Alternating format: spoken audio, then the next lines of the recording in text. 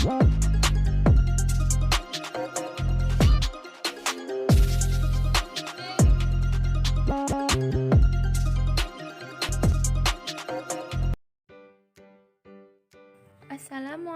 warahmatullahi wabarakatuh. Saya Karima Almarwaziah dengan NIM 2220202086 dari kelas PAI-C dengan dosen pengampu Dr. Syarnubi MPDI. Judul materi yang akan saya bawakan, karakteristik dan metode filsafat. Adapun fokus pembahasan yang akan dibahas adalah apa saja karakteristik filsafat dan bagaimana metode filsafat. A. Karakteristik filsafat. Menelaah ilmu dari perspektif filsafat berarti mengkaji ilmu secara mendalam untuk menemukan hakikatnya. Adapun karakteristik dasar filsafat oleh John Hendrik Rieper diungkapkan setidaknya ada 5, yaitu 1. Berpikir radikal, 2. Mencari asas, 3. Memburu kebenaran, 4. Mencari kejelasan, dan 5. Berpikir rasional.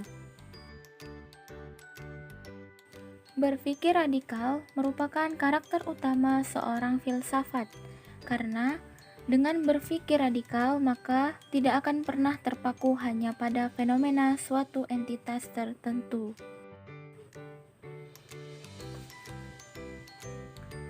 Mencari asas yaitu mencari asas yang paling hakiki dari seluruh realitas, yaitu berupaya menemukan sesuatu yang menjadi esensi realitas.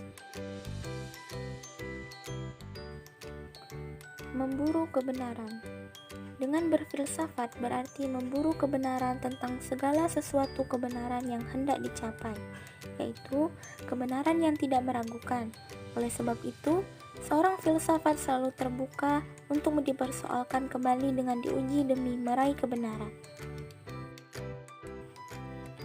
Mencari kejelasan berarti berupaya mendapatkan kejelasan mengenai seluruh realitas. Geisler Feinberg mengatakan bahwa ciri khas penelitian filsafat ialah adanya usaha keras demi meraih kejelasan intelektual. Berpikir rasional. Berpikir secara radikal, mencari asas, memburu kebenaran, dan mencari kejelasan tidak mungkin berhasil dengan baik tanpa berpikir secara rasional. Berpikir rasional berarti berpikir logis, sistematis, dan kritis. B. Metode filsafat. Secara harfiah, kata metode berasal dari kata Yunani yaitu methodos, sambungan kata depan meta ialah menuju, melalui, mengikut, sesudah, dan kata benda hados ialah jalan, perjalanan, cara, atau arah. Secara luas, metode ialah cara bertindak menurut sistem aturan tertentu. Maksud metode ialah supaya kegiatan praktis terlaksana secara rasional dan terarah agar mencapai hasil yang optimal. Adapun secara khusus dapat dikhususkan berhubungan dengan pemikiran pada umumnya, cara berpikir menurut sistem aturan tertentu. Macam-macam metode filsafat. A. Metode kritis dari Socrates dan Plato. A. Socrates.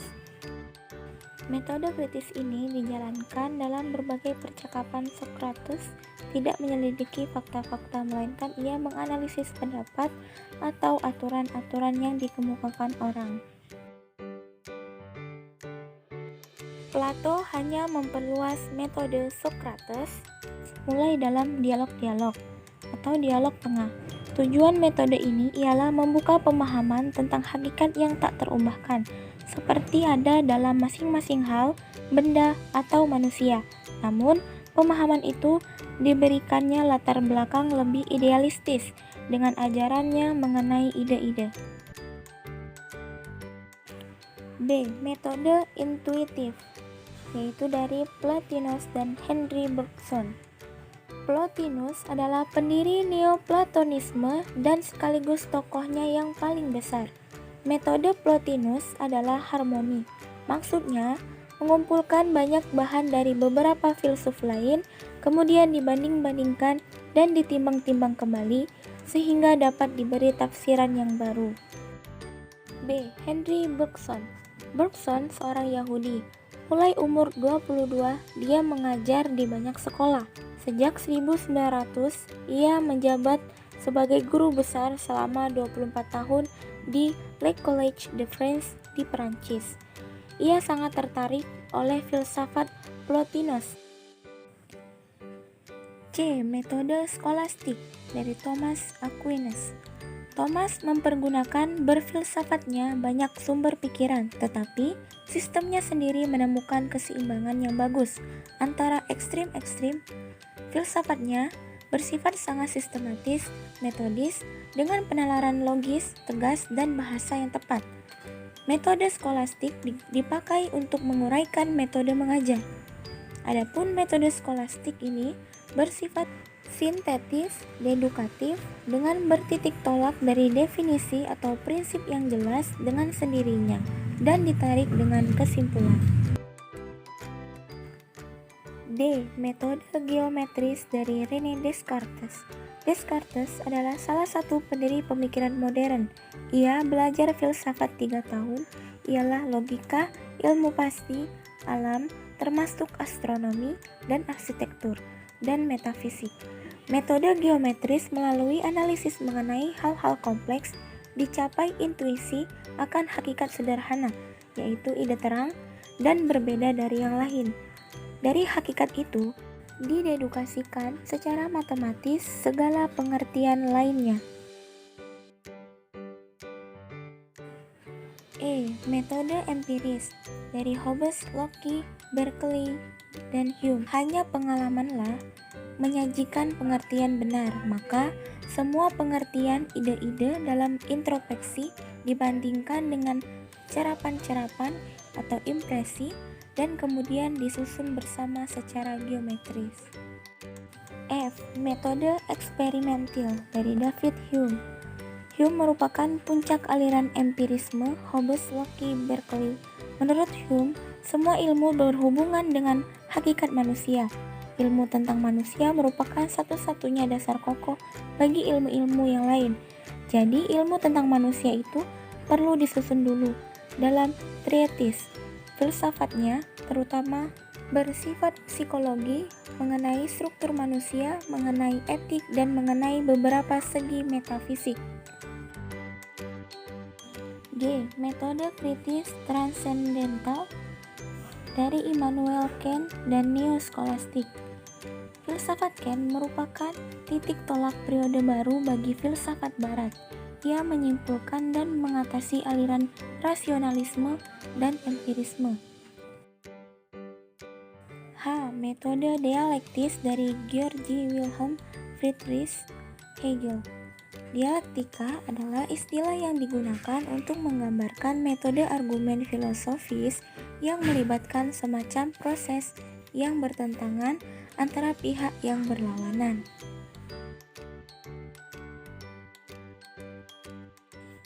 I. Metode fenomenologis dari Husserl eksistensialisme. Pada prinsipnya, dengan metode fenomenologi yang dibangun oleh Husserl, ingin mencapai hakikat segala sesuatu, maksudnya agar mencapai pengertian yang sebenarnya atau hal yang sebenarnya yang menerobos semua gejala yang tampak. Usaha untuk mencapai hakikat segala sesuatu adalah reduksi atau penyaringan.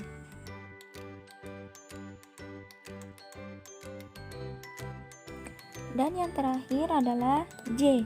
Metode analitika bahasa dari Ludwig Wittgenstein. Bagi Wittgenstein, persoalannya sama bagi George Moore. Ada begitu banyak teori filsafat yang membingungkan. Bahasa filosofis memperlihatkan kekacauan bahasa yang begitu besar, dan bahasa itu begitu jauh dari bahasa sehari-hari.